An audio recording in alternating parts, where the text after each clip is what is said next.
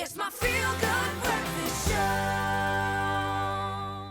Oh, yes, Mzansi, welcome back. It's your Feel Good Breakfast Show. And if you're looking for something to do and feel good at the same time, well, the JP Sebastian put a beautiful list together for you that you can jump on right now. JP Sebastian in the building. How you, bro? That's right.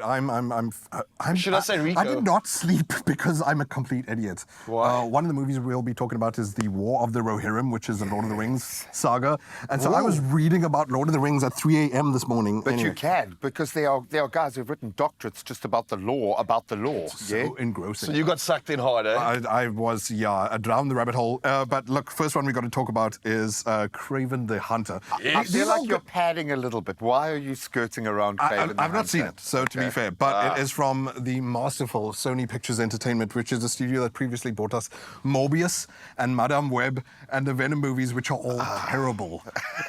So high hopes here, you say. I told you. Craven started out with a Rotten Tomatoes score lower than Madame Web. Oh, Fans are already wow. laughing at it. But what's so weird is like people find a soft spot for these things. Like they love Venom, which I sort of get. Like Tom Hardy at least looks like he's interested in the character. Yeah, He gives a darn about it. Yeah, it's he's Tom Hardy. invested. Yeah. Who's a fantastic actor. And also Aaron Taylor-Johnson in Craven the Hunter. Did I get his name right, by the way? I think it's Aaron Taylor-Johnson. Yeah, 100%. He, yes. at the same time, is in Nosferatu at the moment, where he's getting huge praise. Yeah. Like this guy Bit was of an actually... it guy, He was the yeah. first pretty boy from the first movie that I reviewed on Expresso, Godzilla, which I hated. And I thought that would be my last review because of how I panned it. But actually, surprisingly, ended up being a really good actor. And I suppose similar with Morbius as well, where you've got Jared Leto, who sometimes can do some eye-rollingly cringe stuff. And then sometimes can be over very the good. genre, possibly. Are they suffering from a little, maybe I do just not we know are how spent you in this salvage lane? superhero movies, because now, I mean, she's with the Avengers stuff. They're bringing back Chris Evans, who is like a grandpa. Yeah.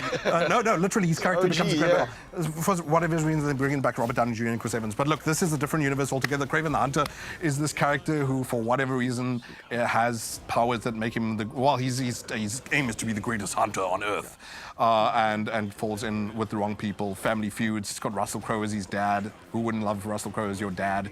That's about worth the some baggage. only thing that would make sense in this movie. Why is he so, like, pristine as someone who's supposed to be outdoorsy? There's a Rhino Man. That's always good to see. I like the Rhino Man. Looks great. Yes. I mean, speaking of concussions earlier, I think that's an entry requirement for this movie. So, whatever. I mean, Morbius, Madame Web, people, like I said, were having a hoot about it, even the fans. Maybe Craven the Hunter will hit some weird spot. Watch with an open mind, I will say. If your mind is falling out of your ear, your head will be open. Watch Maybe with this is no for you. mind at all. But whatever. It Look, you've should got be fine. kids are on holiday right Switch now. off. They might be looking for a movie. Yeah, Hey, and we moving along. like We've got those three more to go. sorts of things. Yeah, Solo leveling, reawakening. And so it's great to see like obscure anime coming here. Whoever's bringing them to South Africa, I've got to get in contact with them to say, hey, can we publicize some of these? Because I don't know what the heck the show is, and I tried to learn about it too. Hey, there's just JP up at 4 a.m. reading about animes he's never heard of. I don't Solo like the leveling- two of us trying to introduce the thing knowing what we were talking about. Well, I mean, the first problem is animes have such silly names sometimes, but who cares about that when the animation looks as good as it does in this?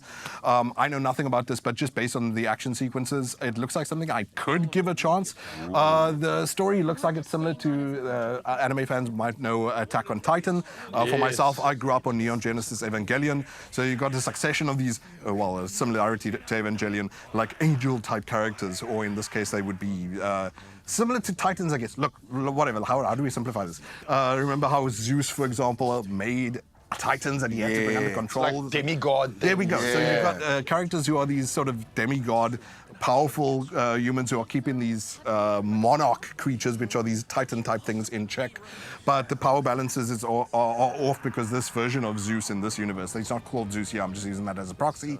This big guy, It's yeah. not necessarily the case that the god of this universe made these creatures for good or evil, or just for his enjoyment, for his play. This is like Just for the Pokemon for battle. adults, bro. This is crazy. Yeah, and that's, I mean, speaking of like Pokemon for adults and just animation for adults, I think I want to rush along, however, and talk about like more movies. Because while this one looks pretty or whatever, I really do want, more adults to appreciate.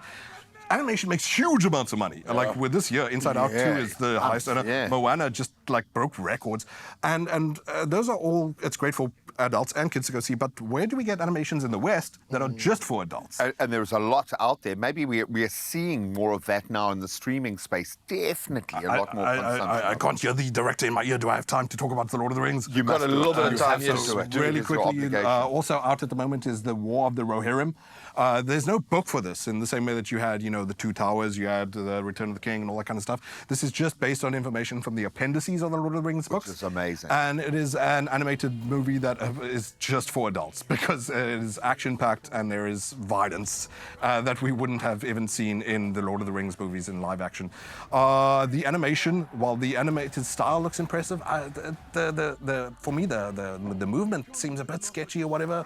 I've got some issues. I've not seen it myself. Dated, bro. I was going to say, it seems kind of old school, which I'm not Not disliking, averse man. to. Yeah, because for obviously sure. Lord of the Rings in the past it was like Ralph Bakshi who worked on animation in the past. In the 80s, there was a beautiful animated Lord of the Rings. So they have to hark back to those traditions. But I think this is one of the problems that critics are pointing at with the War of the Rohirrim, is that it's got too much of this tradition of Peter Jackson behind it. That it's hard to be its own thing, Because, well, I mean, how does anyone have the bravery to be their own thing when Peter Jackson threw down the hammer like that? Well, by the And same his token, axe. how does anyone write a book after J.R.R. Tolkien threw down the hammer in that way? But people But so mega can't fans, help delve fans into aren't hating this. I've not seen it myself. They're just saying, "Ah, man, it could have been better." And some fans are in fact saying it's very good. So, geez, it put me in a mood. I'm probably going to watch that series that came out on one of the streaming services recently. Can't say the name. But I'll probably also be interested in seeing this too, because man, I'm not even a Lord of the Rings nerd, but the stuff can get really engrossing once. Yeah. No, I think once you've stayed up an entire night reading into the lore, you've become a Lord of the You Rings. get it. nerd. You've done that so yourself. You're there, man. So that's out already. Beautiful. And like I said, kids are on holiday. This is one for you. I love it, man. Well, Something for the age kids, something restricted. for I think 60. the grown-ups as well. Absolutely love it, dude. Love your thank work. you, bro. So much spoiled Bam. for choice, in fact. But just go out there and soak it up. Rico Suave.